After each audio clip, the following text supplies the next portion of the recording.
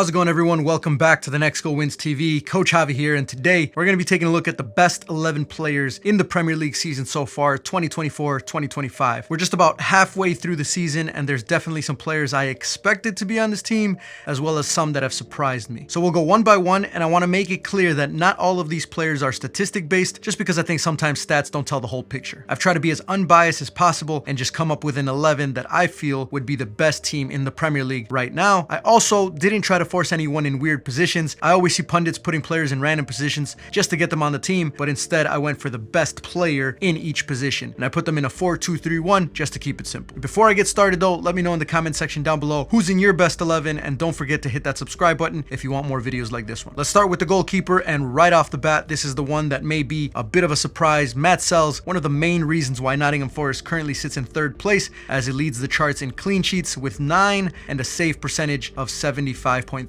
He's been on my radar ever since he shut out Liverpool earlier in the season, handing them their first loss, and he's been absolutely fantastic at the back for Forest all season. I was close to putting David Raya here instead, just because he's improved his game since last season, and I thought he did a really good job to quiet all of the haters amidst the drama with him and Ramsdale. His distribution and some of the point-blank saves that he's made have been really good, but I think we have to give Matt Sells his credit for taking a team that should be nowhere near the top and getting them to third place with as many clean sheets as he's had and 6 player of the match performances as well. Right back is an easy one. Trent Alexander-Arnold is currently the best right back in the world, and his ability to pass the ball and help in the attack has been on display all season. He's had one bad performance against United, but besides that, he's a big reason Liverpool are in the top spot. With all of the current contract situation drama surrounding him, I think Liverpool are going to have a very difficult time replacing him if he does end up leaving. I do think his biggest weakness is his defending, but to be fair, he's gotten away with that because he's got Virgil van Dijk in the back line, who allows him the ability to play with a little bit more freedom. Which obviously brings me to the two center backs, Gabriel and Van Dijk, two players who have been so solid defensively,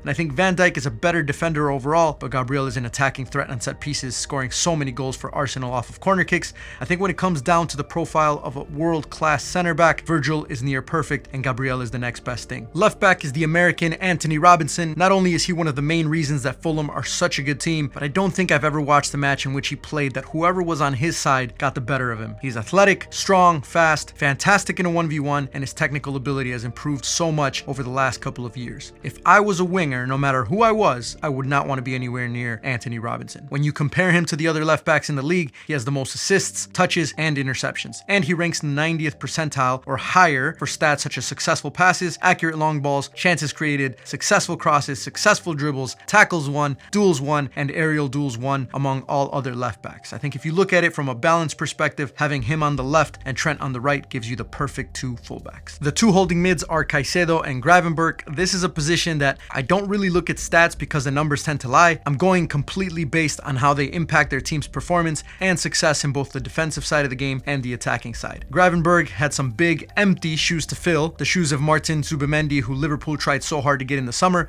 and when he decided not to come, nobody believed Gravenberch could fill that role, leading a lot of people to believe that Liverpool would struggle this season. He's proving absolutely everyone wrong, and I think he'll be happy in knowing that he's a big reason why Liverpool will win the Premier League this season. Caicedo has helped massively in the resurgence of Chelsea, playing a role that isn't easy at all. Chelsea used to build in a 3-2-5 with two holding central midfielders that could not afford to lose the ball because of just how many numbers they pushed up. Chelsea are so confident in Caicedo that at times now they even play with a 2-3-5 with him as the only holding mid in such a huge amount of space. Not only is he comfortable, but he finds ways to get the ball higher up the field under a lot of pressure, which is why Chelsea have been so good and can play such a risky amount of numbers in the build-up. I think he's also had to do a lot of the defensive work for Chelsea, being such a good ball winner and breaking up play for the opposition. It doesn't surprise me that he has the most successful passes out of any holding mids, as well as touches, tackles won, and ranks among the best midfielders in interceptions, recoveries, possession won in the final third, duels won, and almost every other defensive category. He's a baller, and Chelsea's investment has really paid off. The number 10 was probably the easiest one. Cole Palmer, when he's in form, is the best player in the Premier League, and he's almost always in form recently. He's one of the few players in the league that when he has a bad game or he goes missing, the entire team falls apart. I do think he's been a little bit quiet against some of the top teams in the league, which is probably why Chelsea has some bad results, but I think he starts on any Premier League team right now, and the only player in that position that I think is as naturally talented as Cole Palmer is Martin Odegaard. But unfortunately, Odegaard does not have the same ability to score goals and win games. On the right has to be Mo Salah, who is currently the top scorer, has the most assists, and has the highest average foot mob rating at 8.29. He's the only player in the entire Premier League who has an average foot mob rating above 8, and there hasn't been a single back back line who's been able to stop him. I think he'll finish as the top scorer in the league, and Liverpool are going to have to make a serious decision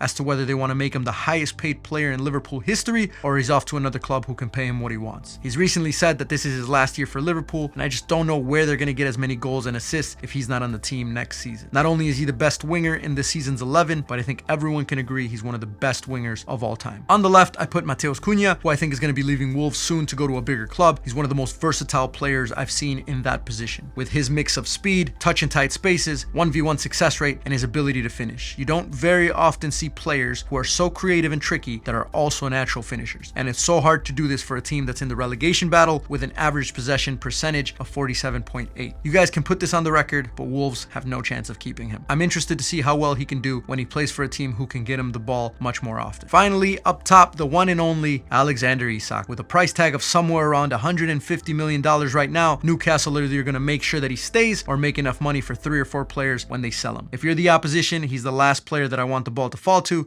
and not only is he good at finishing, but he's a good hold-up player, he helps link up the attack, and he's one of the most complete number 9s that I've seen in a while. Although Haaland still has more goals than him this season, Isak is currently in better form, and now that Newcastle have started to get back to good results, I only see Isak getting better. I do have to shout out players like Brian Mbeumo and Chris Wood. I think those two guys have also been fantastic, but I think Isak is just more of a complete player. And this leads me to the final man, which isn't a player, but the manager. Of course, if we're going to do the best 11, we also have to put a manager there as well. No surprise here, Arne Slot has taken a terrible summer transfer window, a team in the middle of a rebuild, and a whole fan base as loyal as can be to the former manager, and he somehow, with almost no time, managed to build the best team in the Premier League by far. Liverpool fans thought that they'd be mourning the loss of Jurgen Klopp as their manager for a long time, and Arne has built upon the foundation that Klopp set and turned Liverpool into an absolute powerhouse. And when you do that while you openly talk about your tactics and how you analyze other teams and what they do, it just shows the amount of confidence that he has in himself. I have no doubt Arne Slot will take Liverpool to win the Premier League this season as he picks up manager of the year as well. And what I think that he does so well, besides have a philosophy that fits for the players that he has, is he always has a backup plan depending on how the opposition is going to play. Arteta, Big Ange, Amram, even Pep at times